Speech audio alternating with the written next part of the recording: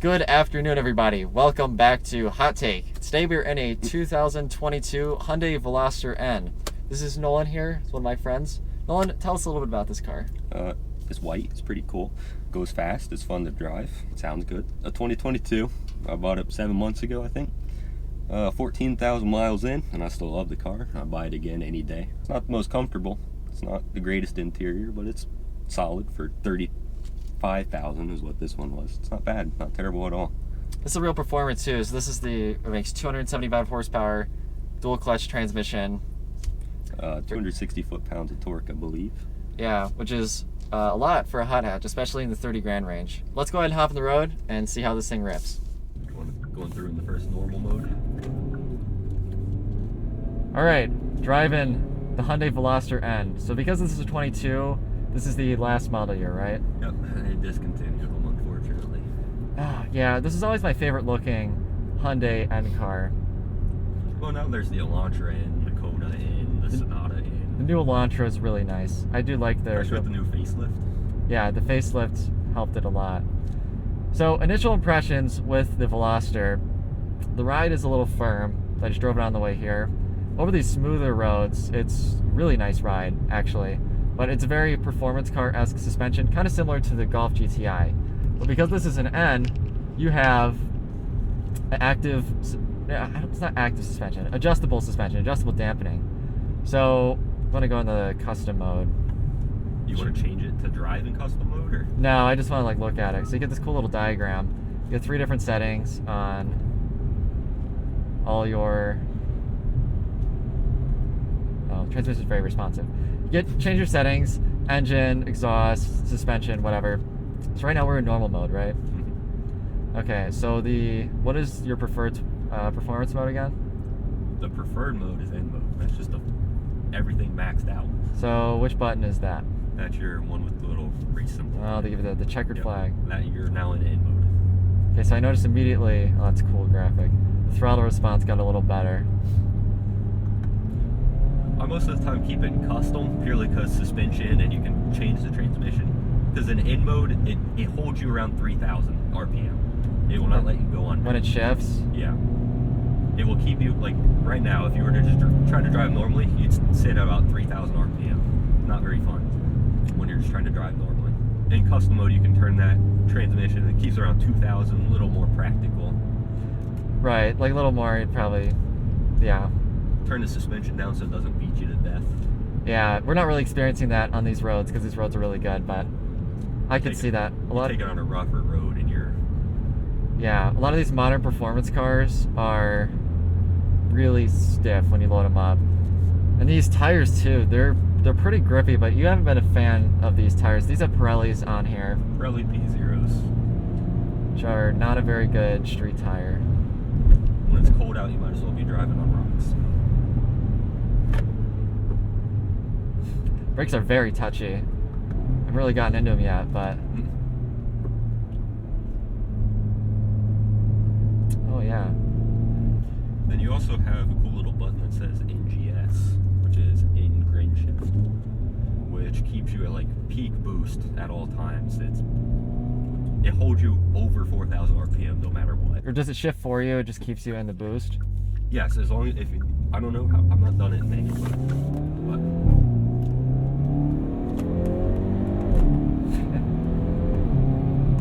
those are really hard shifts. Very light and fast. When you get in it, yeah, you're...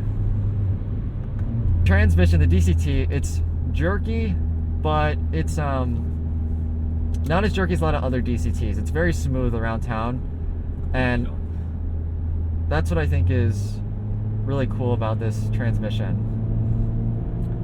And only like 1 out of every 5 of these are DCTs. The rest were 6 speeds. And a lot of people think that 6 speeds are the one to get with hot hatches, and usually I agree. But this car is really weird. Hyundai almost advertises this as like a track-ish car. So I think if you're going to take it to the track, you want the DCT. This is a very, very quick transmission. Plus, the difference between the 6-speed and the DCT. Well, number one, you get 2 more gears with the DCT, which is pretty nice.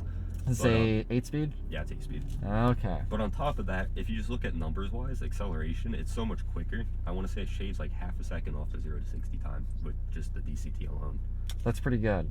For I 6 speed. feel like I recall the manual being 5 something, and then the DCT being in the high 4s. I believe DCT was 40. Tight steering.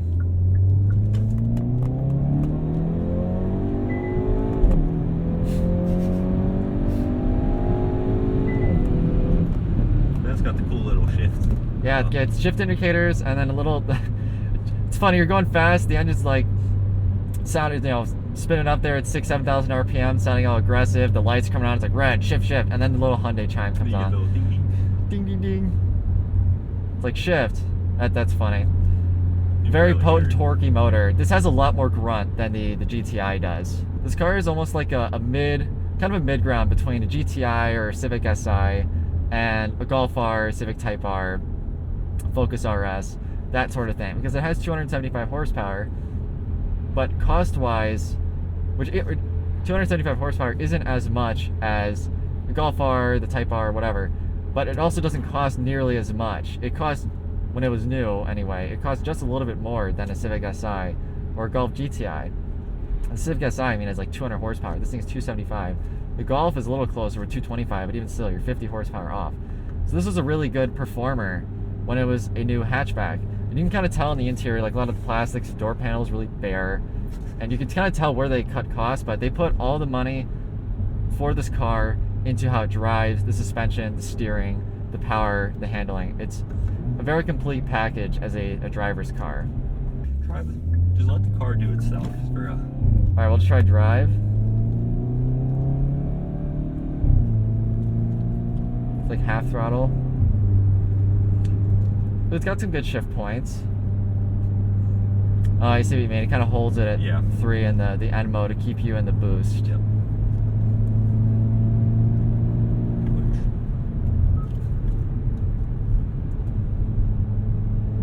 Oh yeah. Also, you get power up here. So you get everything up here that you can in here. Yeah. Like you also get the oil temp. This is like what you would want in a track car, which kind of sells the point home with this car being the track Hyundai. So I use the paddles again. If I use the paddles and it's not flipped over, you are now in manual mode. so it just puts you in manual It mode will, then. as the time, and then it times out and put you back in drive after a few seconds if you don't use paddles. So like that's what I'm doing right now. Which you're in drive now. Oh, I see. Okay, Yeah, when you're in manual, it'll just be numbers. I see.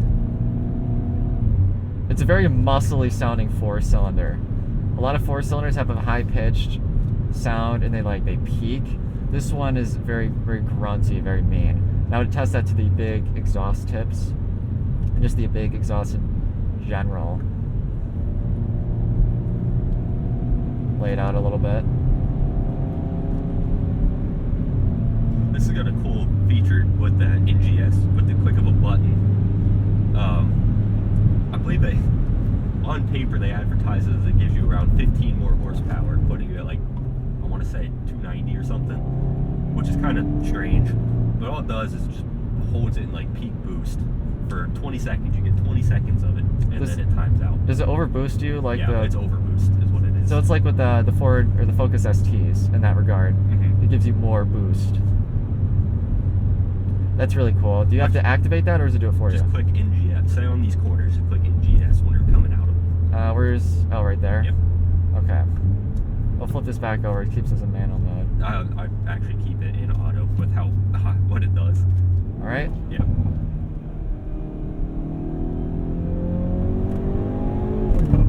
Whew, that's a hard shift. I felt that one.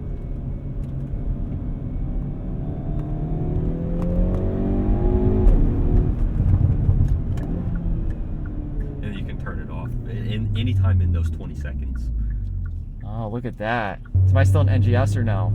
No, you're in NGS when it has that 20-second timer. Okay, there's a some kind of cooldown on it, right? Yeah, I don't know what the cooldown is. You can go straight into it after, but it says not to. Okay, well, we won't do that. We'll adhere to Hyundai's specification for this car. But performance-wise, this thing is a real performer. It has the power, it has the shifts. These DCT shifts are really hard shifts. and hard in like a performance car way. Like you feel them, it just throws you right back into your seat. The suspension is really nice over the turns, and the steering too. The steering feels very heavy, actually really comparable to the E46 M3 ZCP that we drove last year. Very same heavy steering, lots of feedback, which I like a lot. It's a very cool, sporty feeling. And also, if you're not into that super stiff steering, you can literally turn it off. Yeah, you throw it back into comfort, and then it goes back to normal, like we were doing when we first started. And it feels like a normal everyday car. Yeah, and I think that's Hyundai kind of did this right. It's a little harsher than a lot of cars. Like it's harsher than the GTI. I'm sure it's harsher than the Civic Si the same year, but performance-wise, it's there. Okay. Go.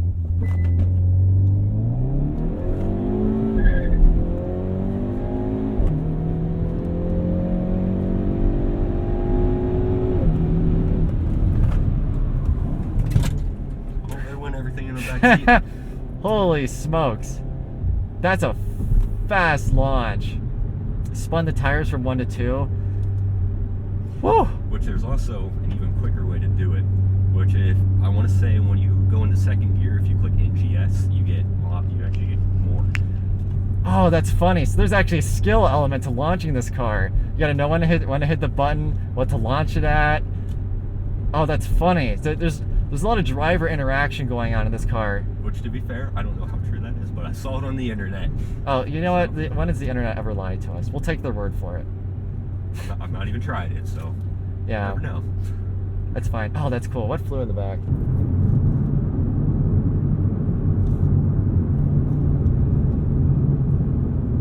These tires are loud. It's also the road. Yeah, I'm noticing that. You'll notice right as we pull off. It's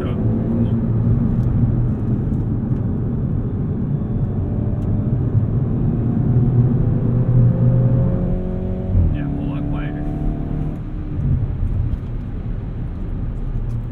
I like you're on custom mode. You want to pull up the screen again, showing the dynamics?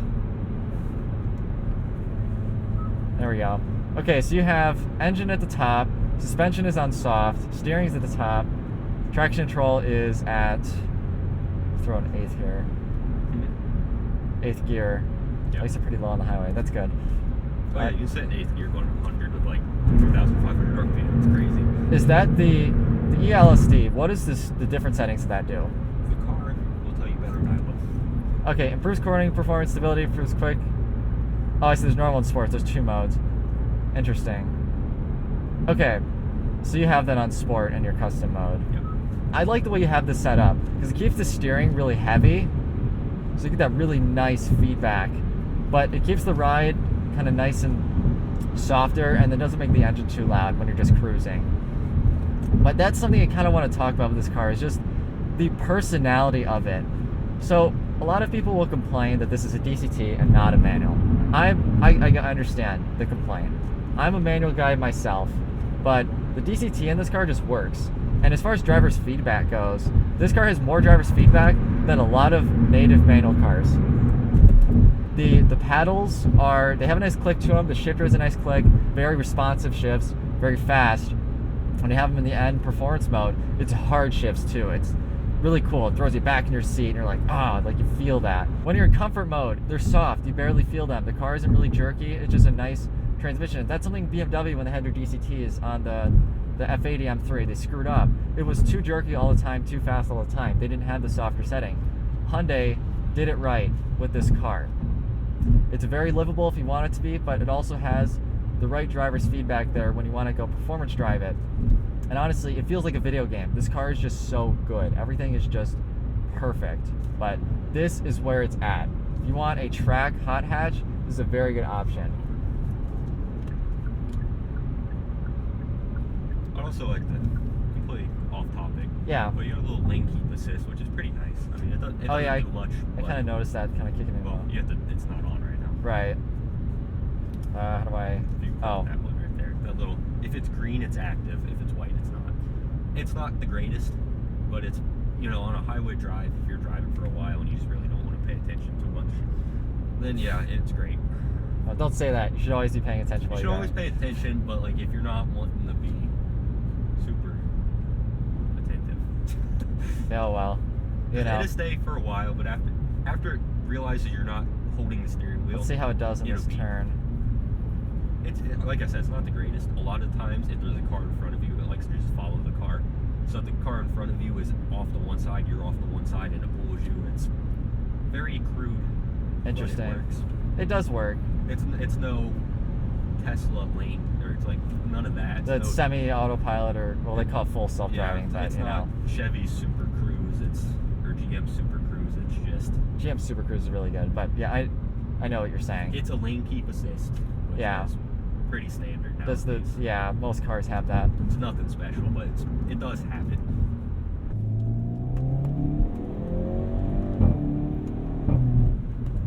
When you have it in your custom mode, the shifts are a lot smoother. It doesn't not nearly as jerky. Throw you back in your seat. It's a very smooth shift and it happens instantaneously. Compared to my old car, this thing's 20 steps up.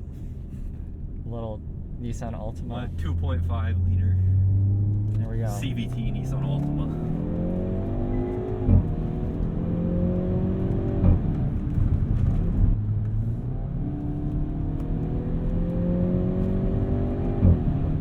You get a little initial torque steer as well. I think, I want to say it pulls you to the right a bit, but I'm not totally sure. Do you ever notice that when you're driving it, a little bit of torque steer? It pulls the way your wheels kind of turn.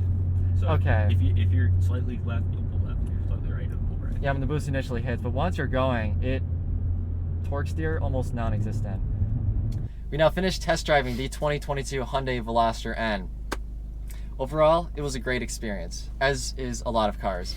But I really think that the Hyundai Veloster N, as far as the hot hatches that I've driven at this point, has been the most core-focused performance one.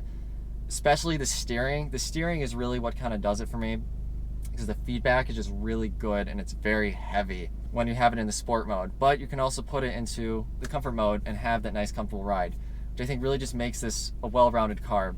It's not as nice or upscale as GTI, and honestly even the Fiesta interior is better than this. I mean, the door card is like blank. Not to mention two different materials. Yeah, the material over here is different from over there. So like they cut their costs in various places, but you get oil temp gauge, lots of driver information, G-forces, tire pressure. They knew what they were doing with this car. It's a focused car. And overall, a lot of bang for your buck. Yeah, a lot of bang for your buck. It's just a very nice value. Nolan, is there anything else you would like to say about this car? Well, you said it was a comfort mode. It's not a comfort mode. There's nothing comfortable about it, but it's a lot less. It doesn't beat you to death, is what it is. Livable mode. Yeah, seats they hold you still. They're nice. I did want to mention the seats. They're down here, it's okay, but my neck is at a weird position with the seat. The seats are not something you want to sit in for hours at a time, that is for sure. But getting you where you need to go, they're fine. All right, well with that, let's give it a score. Utility. The Hyundai Veloster N has a good amount of cargo room and room up front. However, the rear headroom is not amazing. My head is pressed on the headliner and no amount of repositioning makes it comfortable. The ride is also firm. Comfort mode helps, but it is no GTI. It gets a 4.5 out of 10. Features. The Hyundai Veloster N has a good amount of them. Lane keep assist, backup camera, oil temp gauge, G-force meter, and a lot of other track goodies. The materials hurt this category a lot though. Its interior is very bare boned. The door cards are one step above MCOD door panels for older BMWs, and that is not a good thing. It gets a 5 out of 10. The EPA rates the DCT Veloster N at 20 city and 27 highway with a combined of 22. It gets a 5 out of 10. Cool factor. The Hyundai Veloster N is an uncommon sight. Hyundai was unable to sell a lot of them since it was too weird. Although their lack of sales does translate to how the car was perceived as a purchase, I love this car. But I don't think most car people in the car scene appreciates this car for what it is and what it tried to do. More on this later. It gets 4.5 out of 10. Driver's feedback. Even though it is a DCT, this is where the car really shines. We belabored the steering already, but even the brake pedal feel has good modulation, good bite. The gas pedal has a good weight to it and flows well with the rhythm of the car. And the shifting gives a great sense of driver's control with how responsive it is. Lastly, the suspension is very communicative. It handles great and the car is predictable and easy to have fun with. It gets a 7.5 out of 10. Acceleration. The 0 to 60 is quick at only 4.8 seconds, giving it a 6 out of 10. Should you buy it? The Veloster N is a weird hatchback. It reminds me of the Dodge Neon. Granted, this is light years better, but the core principle was they took an inexpensive car and spent all the money on performance upgrades. The dollar to performance is there. Even better, These are inexpensive to run and reliable. You don't get Hyundai's 10-year, 100,000-mile factory powertrain warranty anymore, but it's still a testament to their confidence in the product. I'll give it an 11 out of 15, putting it here on our list. Funny enough, smack dab in the middle of our other two top contending hot hatches. It's less livable than the Fiesta or the Golf, but it well outperforms both. Hyundai set out to build a core enthusiast hatchback, which they did really well. It has an odd number of doors, track gimmicks, and a unique sporty exterior. Unfortunately, like any Trailblazer or different unique enthusiast car, it didn't sell that well. It's estimated they only made around 10,000 units for the world. I might be crazy, but mark my words, if the Hyundai N brand continues to grow, I think these will end up somewhere similar to the Volkswagen Corrado as an unappreciated legend in its time. If you're willing to sacrifice some practicality for a core driving experience in the 30 grand budget range, I implore you to try a Hyundai Veloster N. It will not disappoint.